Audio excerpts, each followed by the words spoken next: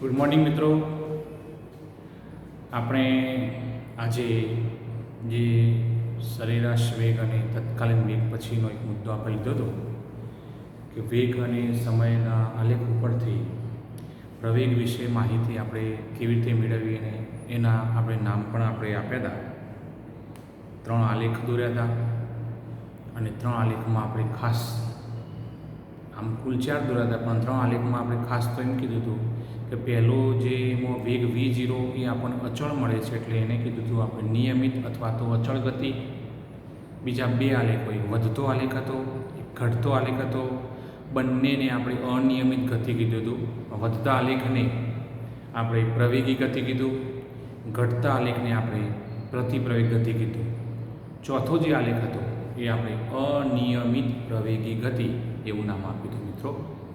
હવે એના પછી આપણે એક નોંધ કરી હતી અને એના ઉપરની મારે વાત કરવી છે મિત્રો, જેમાં આપણે એવું કીધું હતું કે v વિરુદ્ધ ટીનો આલેખ હોય, v વિરુદ્ધ ટી એટલે ઝડપ વિરુદ્ધ સમય, વેગ વિરુદ્ધ સમયનો આલેખ હોય અને તમારે જો સ્થાનાંતર શોધવાનું હોય તો સ્થાનાંતર બરાબર v વિરુદ્ધ ટીના આલેખ વડે ઘેરાયેલ જે ભાગ હોય, જે પણ હોય, એનું તમે કુલ ક્ષેત્રફળ શોધી કાઢો.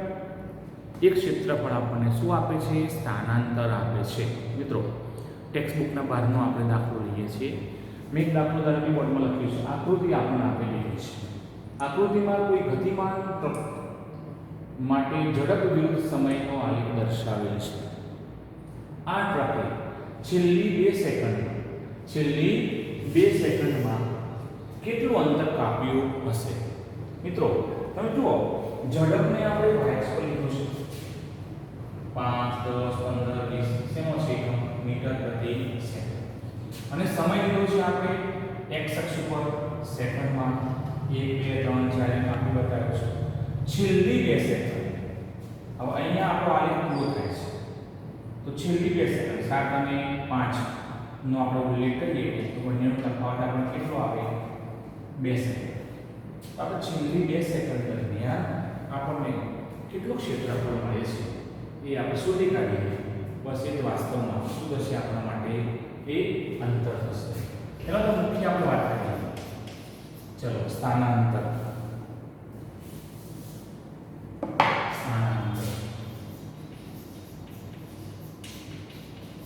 બરાબર v વિરુદ્ધ t ના આલેખ વડે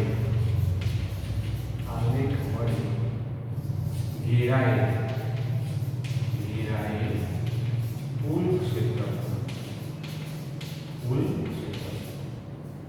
તો જોઈએ, છેલ્લી 2 સેકન્ડ કે છે આપણે આખી વાત કરવી પડશે. 7, 6 અને 5 એટલે આપણે અહીંથી 5 અને અહીંયા 7 એટલે આપણને આ એક ઘેરાયેલો આપણને ભાગ મળે. એનો આકાર કેવો છે? ત્રિકોણ છે. તો આપણે આપીશું, નામ આપી દઈએ. ધારો કે એનું ટી નામ આપો તો કયું ત્રિકોણ થયું? ત્રિકોણ BCD નું ક્ષેત્રફળ. BCD નું ક્ષેત્રફળ બરાબર. ચલો, ત્રિકોણનું ક્ષેત્રફળનું સૂત્ર શું થાય? 1/3 પાયો ગુણ્યા v. 1/3 પાયો ગુણ્યા v. હવે તમે જુઓ, 1/3 હવે પાયો તો પાયો થશે. પાયો આટલો થવાનો છે. આ સમય 7 સેકન્ડ, આ સમય 5 સેકન્ડ. એટલે પાયાનું મૂલ્ય શોધવું હોય તો અંતિમ સમયમાંથી પ્રારંભિક સમય બાદ કરવાનો ગુણ્યા વેગ. અહીંયા ઊભો જે થવાનો વેગ થવાનો BD શું થશે? વેગ થશે. ચલો, B નું મૂલ્ય કેટલું? 20. D નું મૂલ્ય કેટલું? 0. એટલે 20 ઓછા 0 બરાબર 1/3 ગુણ્યા 2 ગુણ્યા 20 બરાબર 20 મીટર. બરાબર 20 મીટર. ખ્યાલ આવી ગયો? હવે હું થોડુંક અહીંયા આ દાખલાને થોડું લંબાવું છું તથા 0 થી 7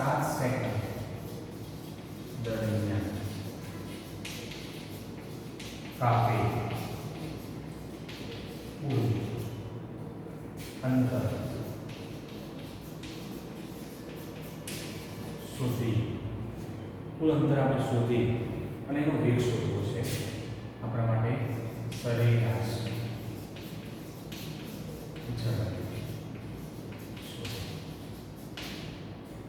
સરેરાશ વેગ શોધો. ફરીથી આપણે પહેલા શોધ્યું છે લીનિયર સેકન્ડમાં 20 મીટર આવ્યો. એ ઉપરાંત 0 થી 7 સેકન્ડ દરમિયાન અથવા 0 થી શરૂ કરી 7 સેકન્ડ દરમિયાન પણ આપણા માટે આલેખ ટ્રક માટે આલેખ કેવો આવે છે? A B અને BC. મેં આવો આલેખ તમને બતાવ્યો. આને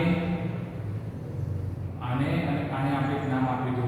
ધીસ ઇઝ અનિયમિત ગતિ, નિયમિત ગતિ, અનિયમિત ગતિ. પણ આ પ્રતિપ્રવેગી, આ પ્રવેગી અને આ માટે અચળ ગતિ દર્શાવશે. ચલો તો મિત્રો આપણે આ વિષય જે કુલ કે છે એ આપણે શોધીએ. તો કુલ માટે આપણે પ્રયત્ન કરીએ છીએ. દેખાતું હોવું જોઈએ આપણને. થોડુંક પૂર્વ દિશામાં આપણે એને થોડુંક સ્થાનાંતર આપીએ છીએ. ઓકે, ચલો કુલ સમય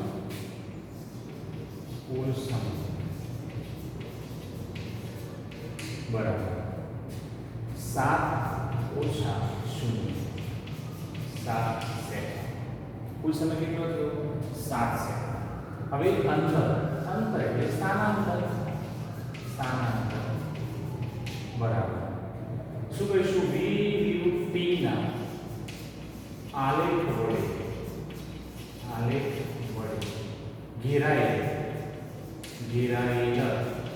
કુલ ક્ષેત્ર. આકૃતિમાં જુઓ. આકૃતિમાં આપણને 0 થી 7 વચ્ચે વિચારીએ તો આમ વાદળી જે લાઈનથી આપણે દોર્યું છે એ x અક્ષ સાથે આવો આપણો સમલંબ ટાઈપનો આપણને આકાર બતાવે છે. એના ભાગ પાડી દઈએ તો અહીંયા એક ત્રિકોણ આંકવાનો છે. હું નામ આપી દઉં E. આ લંબચોરસ થશે અને આ ત્રિકોણ થશે. ચલો બોલીએ. ત્રિકોણ OAE નું ક્ષેત્રફળ ચાલો આવી ગયો. OAE પ્લસ ચતુષ્કોણ ABDE નું ક્ષેત્રફળ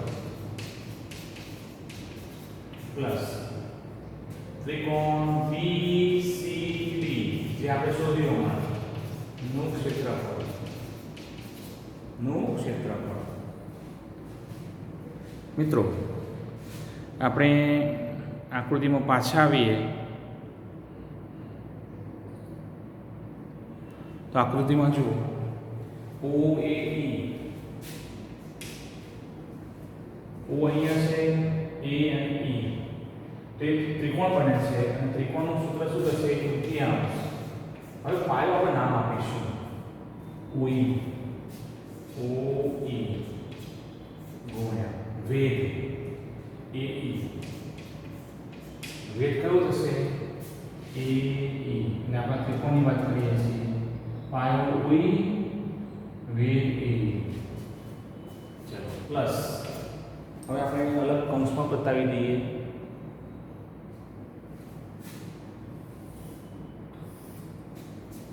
ઓકે, હવે ચતુષ્કોણ એટલે લંબચોરસ. લંબચોરસ ક્ષેત્રફળ શું થાય? લંબાઈ ગુણ્યા પહોળાઈ. વધારે કે આ લંબાઈ લઈએ અને આ પહોળાઈ લઈએ તો AE ગુણ્યા એ જોવા મૂકો છે અથવા તો BD કહેવાય અને અહીંયા DE એને પણ આપણે કૌંસમાં બતાવી દઈએ પ્લસ આ તો આપણે શોધીએ છીએ 1/2 પાયો BC વેગ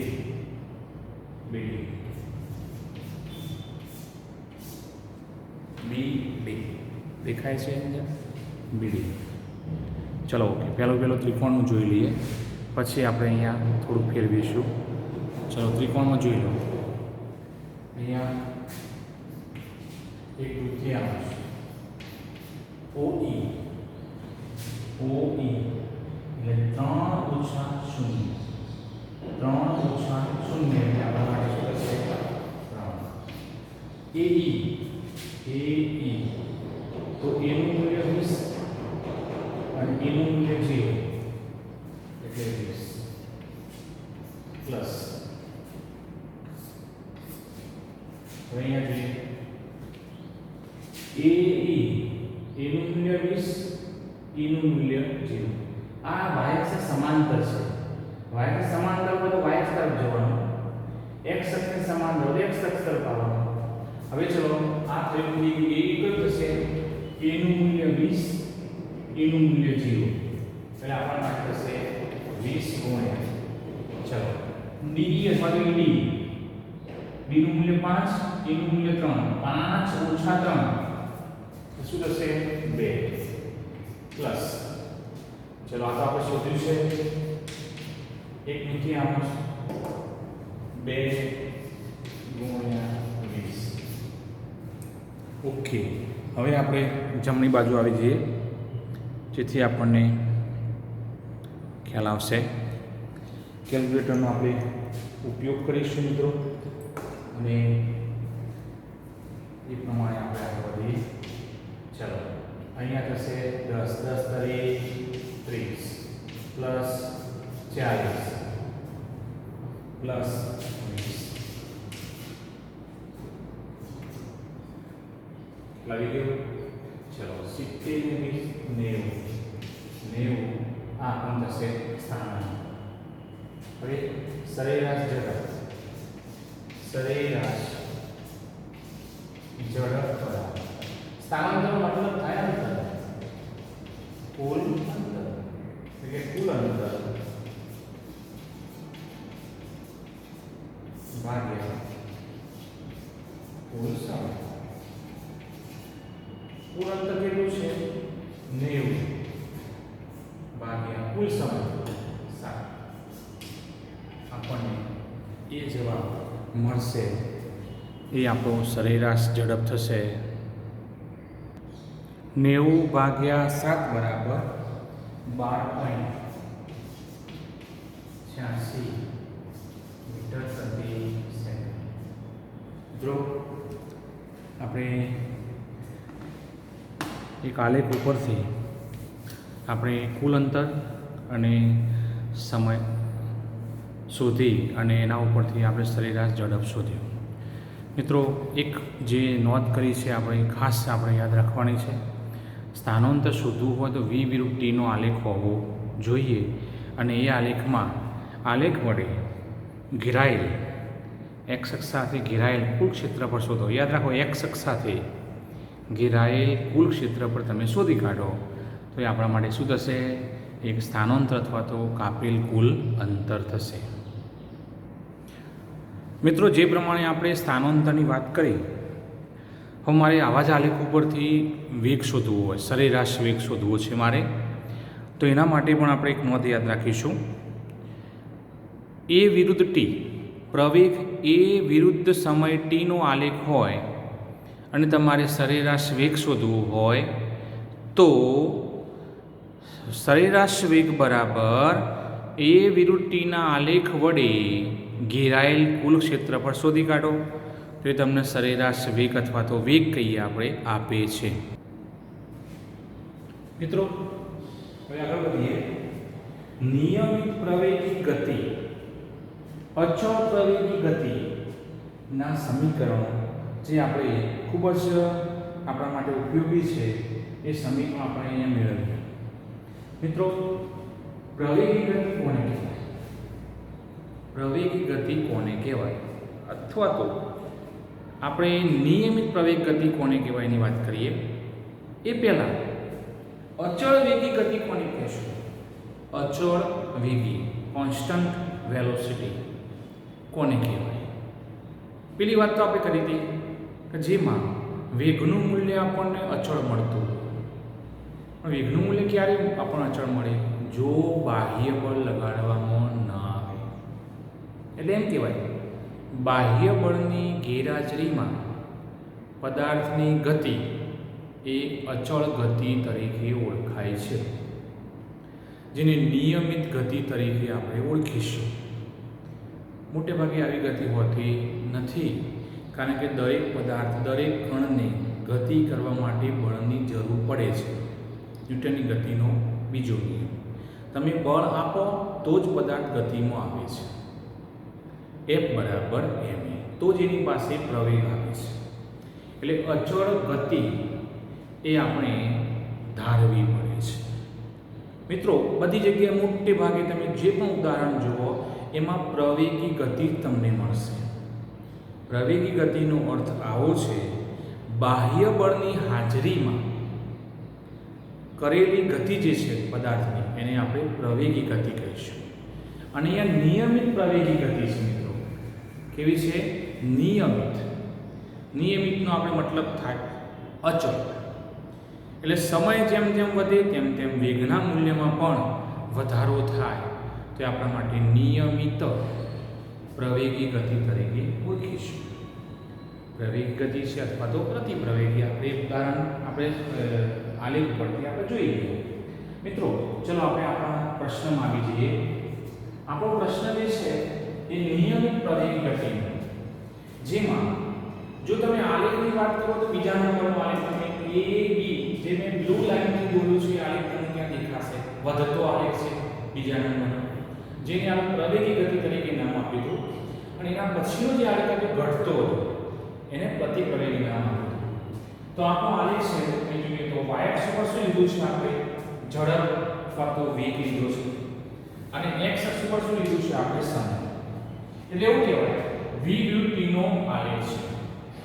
હવે v/t નો આલેખમાં તમે જુઓ, આપણો આલેખ a b છે. હવે અહીંયા b છે જે સમતલ કહેવાય, x y સમતલમાં આપણે b ને નીચે ઉતારીએ તો કયું બિંદુ મળે છે? અહીંયા d. અને a ને નીચે ઉતારો તો કયું બિંદુ મળે છે? o. તો આ ભાગ જે છે એ મને ઘેરાયેલો ભાગ મળે. એટલે તરત જ મને ખબર પડી જાય સ્થાનાંતરનું મૂલ્ય શોધવું હોય તો v/t ના આલેખ વડે આલેખ આપણને જે ક્ષેત્રફળ આપશે એ આપણને સ્થાનાંતર છે એમ કહેવાય. તો આપણે એ વાતને યાદ રાખીશું મિત્રો. હવે ધારણા મૂકીએ. ધારો કે કોઈ કણ t બરાબર 0 સમય, અહીંયા એનો વેગ શું છે? v0 છે. અહીંયા હોય કે કોઈ વેગ અહીંયા એ બિંદુ લેવું હોય, આપણે શરૂઆત એ બિંદુ થાય છે, એનો વેગ કેટલો ધારે છે આપણે v0, જેને પ્રારંભિક વેગ કહીશું. તથા t બરાબર t સમય, તો અહીંયાથી આપણે આગળ વધ્યા, સમયનો અક્ષ આગળ છે, ધારો કે અહીંયા પહોંચી ગયા. તો t બરાબર t સમયે કયું બિંદુ લીધું આપણે? b. અને b બિંદુનો વેગ કેટલો છે? v. તેનો અંતિમ વેગ v છે. અંતિમ વેગ શું છે? v છે. એટલે આ પ્રારંભિક સમય, આ પ્રારંભિક વેગ, અંતિમ સમય, અંતિમ વેગ છે. ચલો ખ્યાલ આવી ગયો. હવે આપણે પ્રવેગ શોધવો છે. પ્રવેગ બરાબર મારે પ્રવેગ શોધવો છે. કોના વિરુદ્ધનો કોનો આલેખ છે? v/t ના આલેખમાં કયો આલેખ છે આપણો? ab. વક્રનો ઢાળ શોધી કાઢો. વક્રનો ઢાળનો મતલબ થાય આપણે m, small m, tan theta. અહીંયા હું આપણે થીટા જ બનાવ્યું, x અક્ષ સાથે થીટા નો બનાવ્યું, તો તમે ઢાળનું સૂત્ર શું મૂકશો? tan થીટા સામેની બાજુ એટલે કઈ થઈ? BC ભાગ્યા પાસેની બાજુ AC થશે. બસ આ ઢાળ છે. ઢાળ શોધી કાઢીએ તો આપણને ત્યાં તેનું મૂલ્ય મળશે. એક વાત નોટ કરી છે આપણે, x અક્ષની ઉપરની બાજુના ક્ષેત્રફળ ધન મળશે. એટલે આપણે ધન અહીંયા મળવાના ધન છે, પણ આપણે યાદ શું રાખીશું, મોટા મૂલ્યમાં નાનું મૂલ્ય બાદ કરીશું. એટલે આપણે આમ આલેખ થશે, જો PC એટલે B મૂલ્ય અને C મૂલ્ય ત્યાં આપો. કયા અક્ષ સમાંતર છે? y અક્ષ માટે y અક્ષ તરફ આવવું પડે. ચલો B નું મૂલ્ય અને A નું મૂલ્ય જોઈએ. તો એ B નું મૂલ્ય શું છે? B અને અહીંયા V0. એટલે આપણે શું આવશે? V V0 BC એટલે ઉપર જે મોટું મૂલ્ય કયું થશે? B, નાનું મૂલ્ય કયું થશે? V0. તો મોટા મૂલ્યમાંથી નાનું મૂલ્ય બાદ કરીએ ભાગ્યા અને આપણે AC આમ જે વધતું છે મોટા મૂલ્યમાં નાનું મૂલ્ય બાદ કરીએ તો જવાબ શું મળ્યો? પ્રવેગ A બરાબર V માઈનસ V0 ભાગ્યા T માઈનસ T0 થાય છે મિત્રો. તો આપણે યાદ રાખીશું. આમ તમને ખબર ના પડે તો આપણે પેલું લઈ શકાય ક્યાં પડે? પ્રવેગ A બરાબર વેગમાં થતો ફેરફાર ભાગ્યા સમય. વેગમાં થતો ફેરફાર અંતિમ વેગમાંથી પ્રારંભિક વેગ શું કર્યો? બાદ કર્યો ભાગ્યા સમયનો તફાવત અંતિમ સમયમાંથી પ્રારંભિક સમય બાદ કર્યો. એ પ્રમાણે પણ આવે. હવે સૂત્ર શું આવ્યું? A બરાબર V માઈનસ V0 ભાગ્યા T. V માઈનસ V0 ભાગ્યા T. ચલો T ને આ બાજુ લાવો. AT બરાબર V minus V0 V minus V0 T છેદમાં બે બાજુ ગુણાકારમાં થાય. ચલો V ને સૂત્રનું કરતા બનાવો. V ને સૂત્રનું કરતા બનાવો. આ પદ માઈનસ માંથી આપણે ક્યાં જાય? પ્લસ માં જાય. સૂત્ર શું મળે? V0 plus AT. મિત્રો આ આપણને પહેલું સમીકરણ મળ્યું જેને નિયમિત પ્રવેગી ગતિનું સમીકરણ કહેવાય છે. યાદ રાખજો મિત્રો, નિયમિત પ્રવેગી ગતિનું સમીકરણ. આમાં તો 3 સમીકરણ તમને મળ્યા પણ આપણે ગણીશું એક જ. તમે આ જે મળ્યું છે એમાં t ને સૂત્રનું કરતા બનાવો તો t અહીંયા એની જગ્યાએ આવે અને એ ક્યાં જાય? t ની જગ્યાએ. એટલે સ્મોલ t બરાબર v માઈનસ v0 ભાગ્યા a. આમાં સમીકરણ મળ્યું. બીજું સમીકરણ આ છે at બરાબર v માઈનસ v0. ખ્યાલ આવી ગયો? અને આપણું મેઇન સૂત્ર તો છે v બરાબર v0 પ્લસ at. ચલો ખ્યાલ આવી ગયો? હવે આપણે સ્થાનાંતર શોધીએ.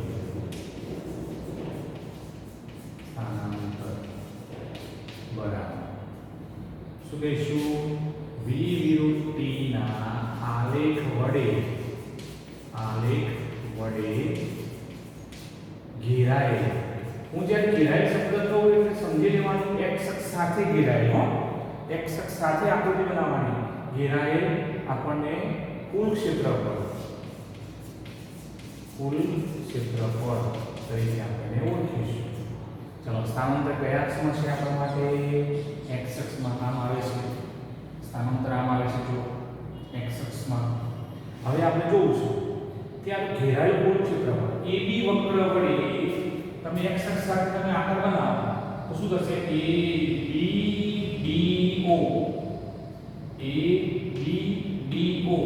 એટલે આપણા માટે ABDO નું ક્ષેત્રફળ થાય. પણ ABDO કોઈ નિયમિત નામ નથી આપી શકતા. એના બે ભાગ પડ્યા. એમાંથી આપણે CD નું લાવ્યા એટલે ઉપર એક ત્રિકોણ બની ગયો, નીચે આપણને લંબચોરસ મળી ગયો. એટલે આપણે કહીશું ચતુષ્કોણ નામથી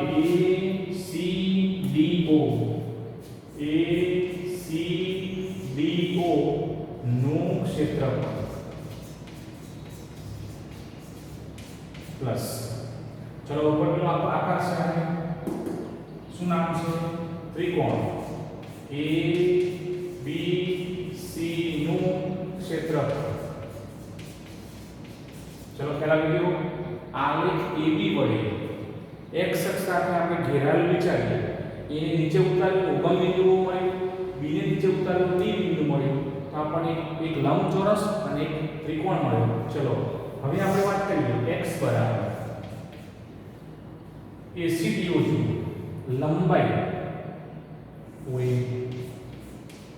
ગુણ્યા પહોળાઈ OD. આની વાત કરીએ લંબાઈ ગુણ્યા પહોળાઈ થાય તો લંબાઈ ધારો કે મેં OA લીધી તો પહોળાઈ કઈ થશે OD. હવે OA એના મૂલ્યમાંથી O નું મૂલ્ય બાદ કરો એટલે શું મળશે આપણને V0 જ મળે ગુણ્યા OD. OD T ના મૂલ્યમાંથી એટલે D ના મૂલ્યમાંથી O નું મૂલ્ય બાદ કરો એટલે શું મળશે T. આ થયું આપણા માટે પહેલો ભાગ. ચલો પ્લસ ત્રિકોણ માટે તૃતીયાંશ. હવે પાયો ત્રિકોણ જુઓ પાયો કયો થશે AC ગુણ્યા વેધ BC. જોઈ લો ત્રિકોણ માટે તૃતીયાંશ પાયો ગુણ્યા વેધ. ચલો પ્લસ 1/2 AC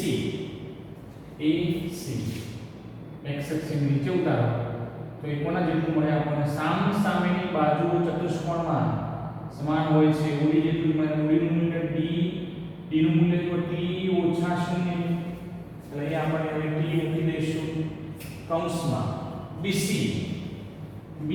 કયા છે સમાંતર છે y અક્ષ છે માટે y અક્ષ તરફ જવાનું. B નું મૂલ્ય કેટલું V C નું મૂલ્ય કેટલું તો એના જેટલું એટલે V0 શું મળ્યું V V0 એ ગોઠવણ કરી દઈએ. ચલો બરાબર x બરાબર V0t plus 1/2 V V0 into t. ચલો ખ્યાલ આવી ગયો. ગોઠવણ કરીએ V V0 શું છે બોલો V V0 શું છે AT. તો અહીંયા AT મૂકી તો AT અને t વાળું બીજું પદ છે એટલે આપણે 1/2 AT સ્ક્વેર મળશે V0t પ્લસ 1/2 AT ને મૂક્યો આની જગ્યાએ કૌંસની જગ્યાએ અને બીજો t આવે અહીંયા આપણે વર્ક કરવો પડશે x બરાબર આ આપણા માટે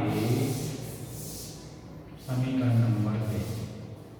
સમીકરણ કયું આવશે 2. ચલો ખ્યાલ આવી ગયો આપણા માટે સમીકરણ નંબર 2. ચલો બોલો તો x બરાબર V0t પ્લસ 1/2 AT સ્ક્વેર. મિત્રો વાયમાં બોલાય y બરાબર V0t પ્લસ 1/2 AT સ્ક્વેર. એની જગ્યાએ ત્યાં g લેવો પડે ગુરુત્વાકર્ષણની અસર નીચે y અક્ષમાં આપણે પ્રવેગ આવે તો આપણે ત્યાં g લેવું પડશે. એની વાત આપણે કરીશું મિત્રો. પણ આપણને સમીકરણ નંબર 2 ફરી બોલી જઈએ x બરાબર V0t પ્લસ 1/2 AT સ્ક્વેર. મિત્રો અહીંયા આ સૂત્ર હું ફરીથી લખું છું x બરાબર ચલો V0t plus 1/2 V V0 into t. આ સમીકરણ બધાનું ધ્યાન હોય અહીંયા V0t પ્લસ ચલો હું છોડી કાઢું 1/2 VT માઇનસ 1/2 V0t 1/2 V0t. ચલો અહીંયા બોલીએ તો 1/2 VT 1/2 VT ને એમને આ બંને બાજુ V0t માંથી અડધો V0t બાદ થાય છે એટલે અડધો રહે 1/2 V0t. V0t માંથી અડધો V0t બાદ થાય છે.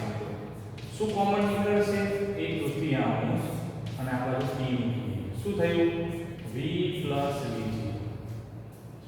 V0 એને થોડું ગોઠવું તો આવું થશે V પ્લસ V0 બાય 2 મુકાય ને બે અંતર લઈએ અને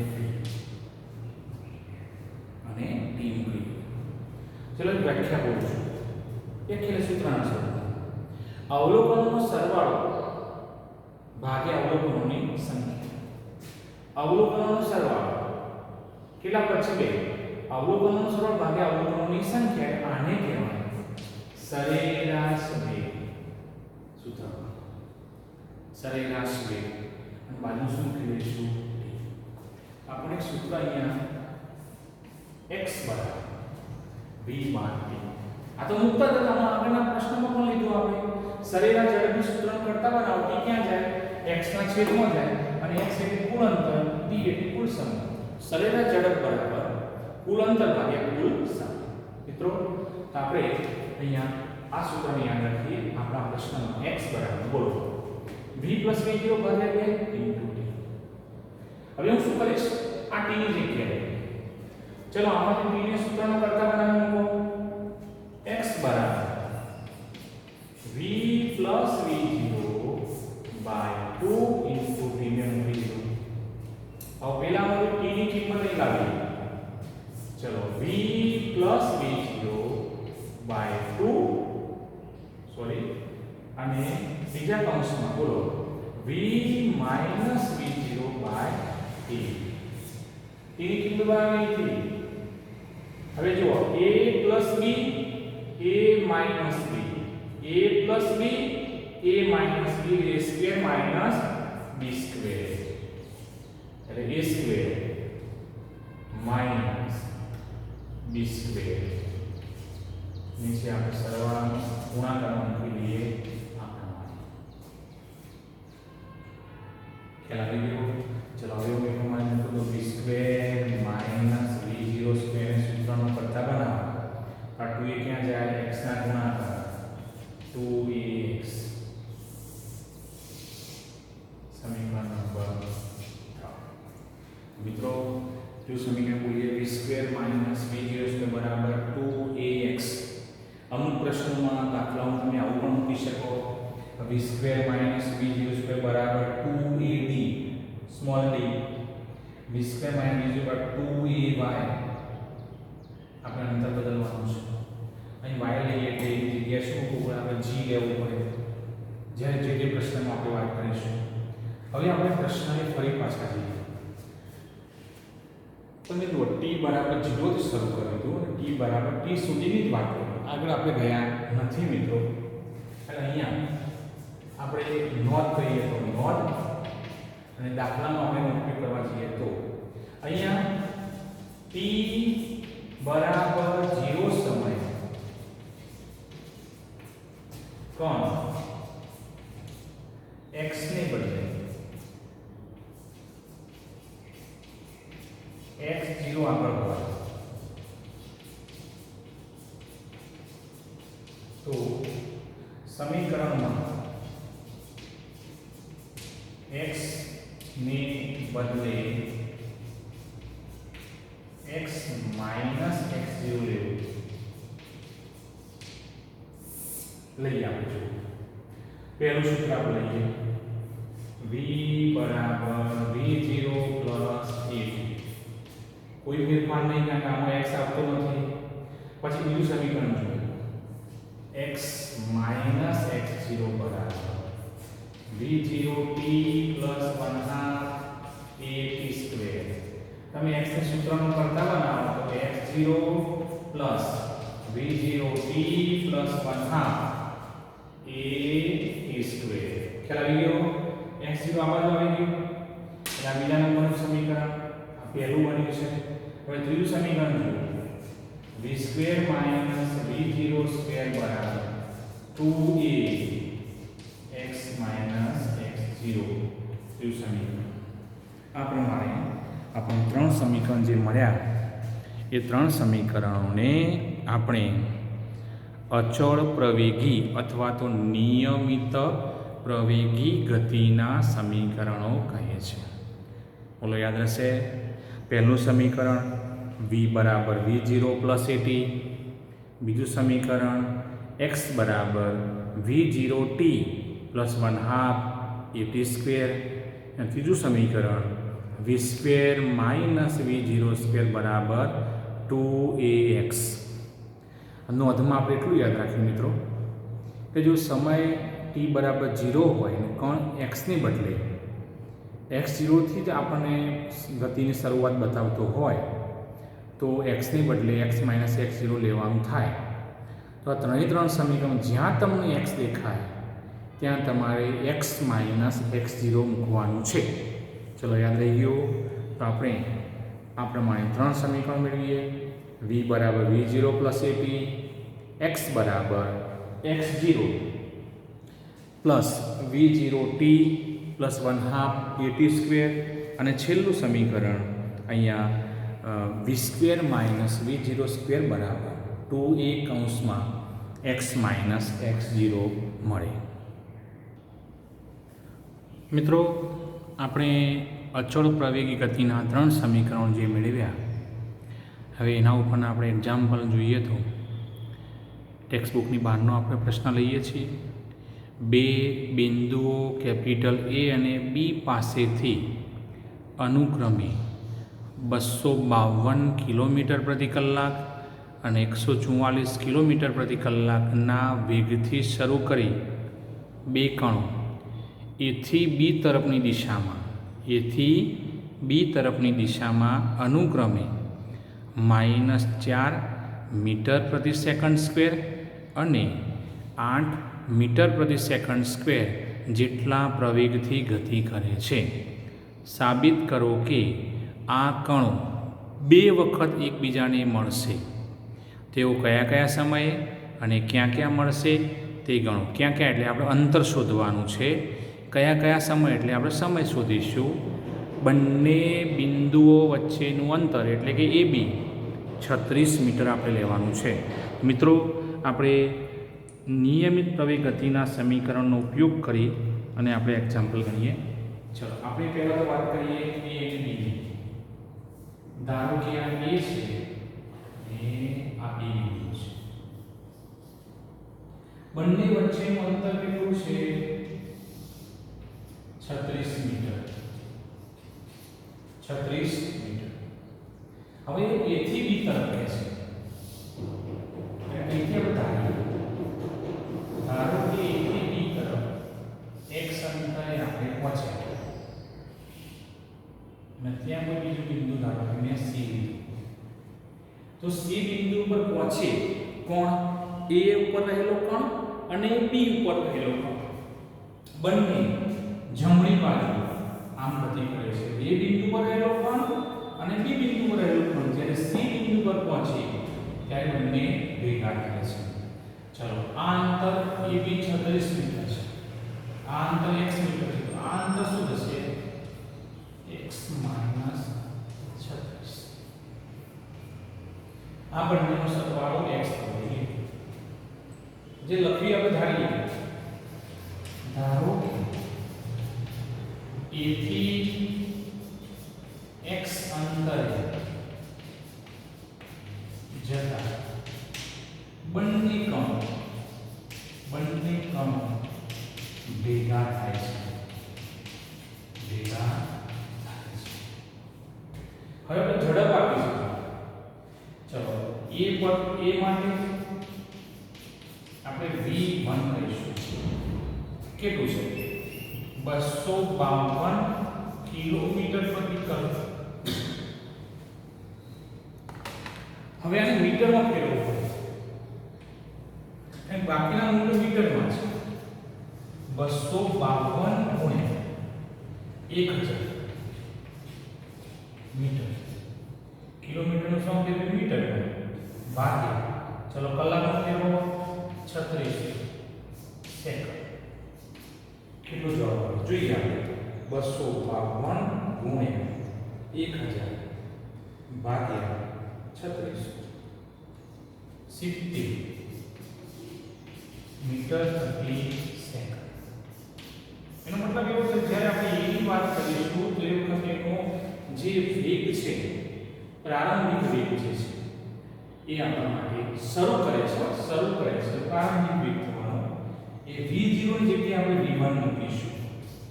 ચલો, b માટે v2 બરાબર કેટલું છે? 144 કિલોમીટર પ્રતિ કલાક. કિલોમીટર પ્રતિ કલાક 144 ગુણ્યા 1000 ભાગ્યા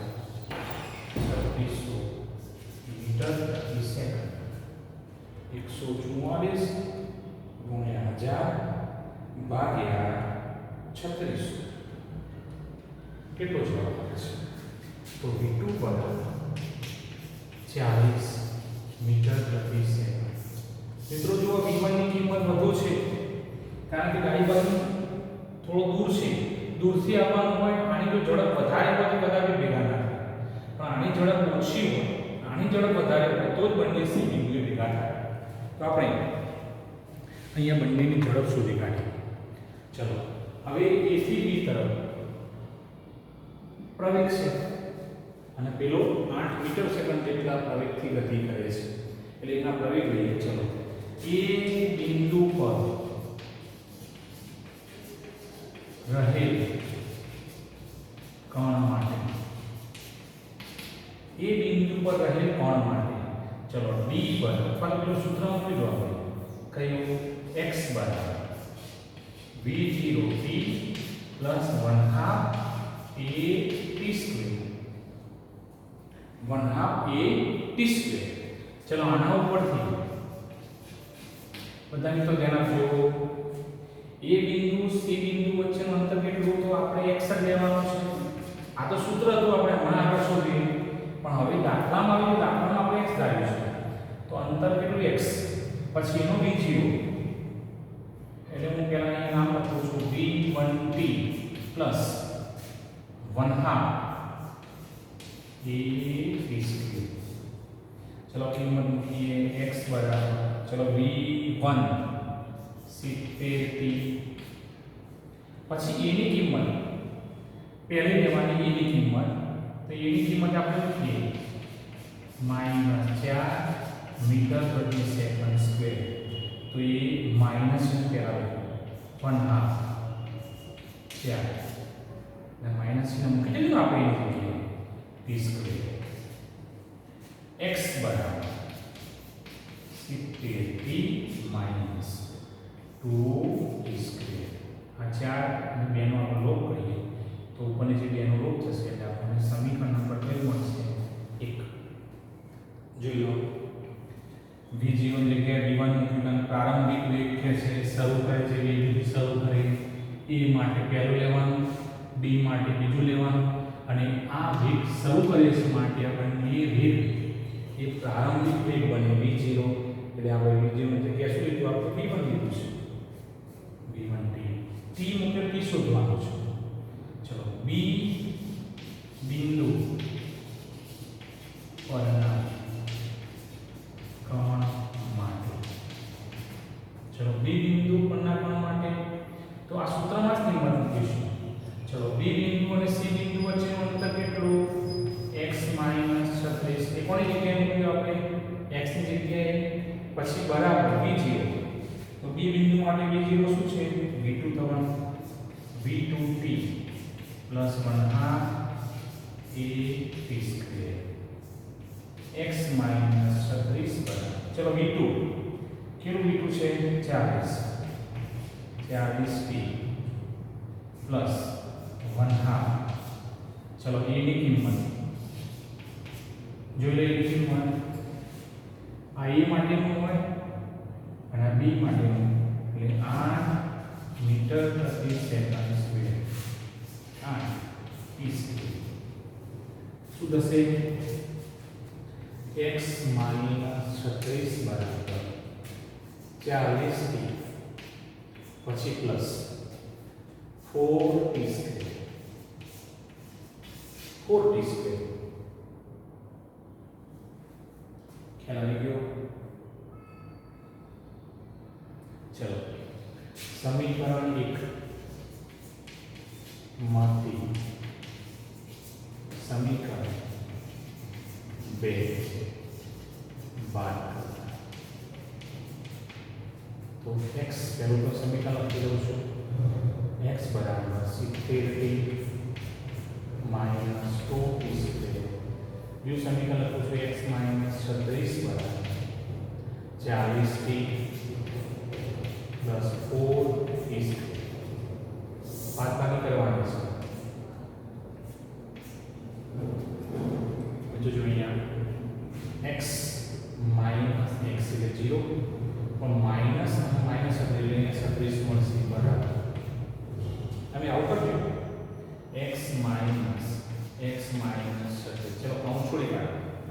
હું છોડી કાઢું, શું મળશે તમને? x માઇનસ x પ્લસ 36, તો આપણે માઇનસ, ચલો 70t માંથી 40t બાદ કરો, 30t minus 6 minus 2 minus 4 6t square. આ બધું બે વાર લઈ જઈએ. 6t square minus 30t plus 36 બરાબર 0. આ બંને ડાયવર્ટ લઈ ગયા એટલે માઇનસનું પ્લસ થયું, પ્લસનું માઇનસ થાય તો પ્લસના પ્લસ જ રહેશે. દરેકને હું 6 વડે ભાગી દઉં છું.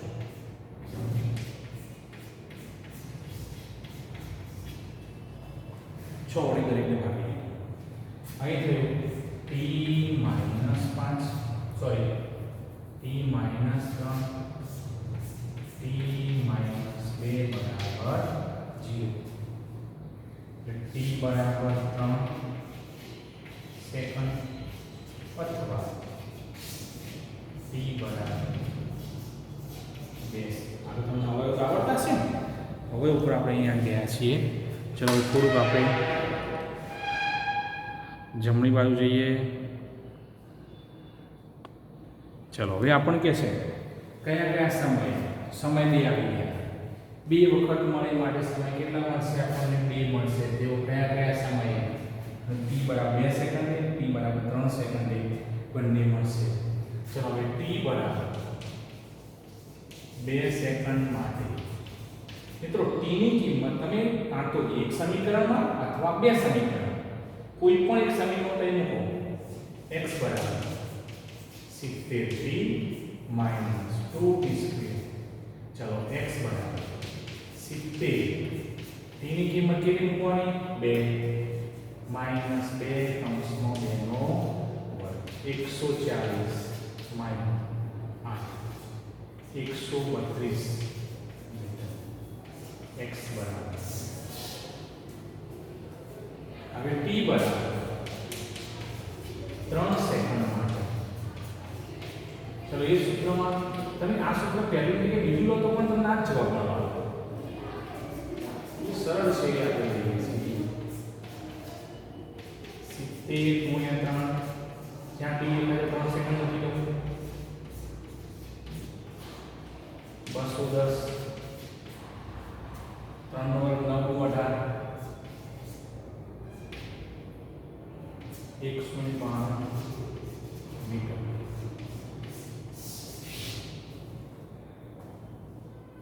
એનો મતલબ શું થયો? t બરાબર 2 સેકન્ડે x બરાબર 132 મીટર અને t બરાબર 3 સેકન્ડ માટે x બરાબર 192 મીટર અંતરે બંને ભેગા થશે. બોલો કેટલી વાર ભેગા થયા? 2 વાર. તો આપણો અહીંયા જે પ્રશ્નનો જવાબ માંગ્યો હતો 2 વાર ભેગા થાય એ આ પ્રમાણે t બરાબર 2 સેકન્ડ 132 મીટર, t બરાબર 2 સેકન્ડ 132 મીટરના અંતરે અને t બરાબર 3 સેકન્ડ માટે 192 મીટરના અંતરે બંને ભેગા થાય છે.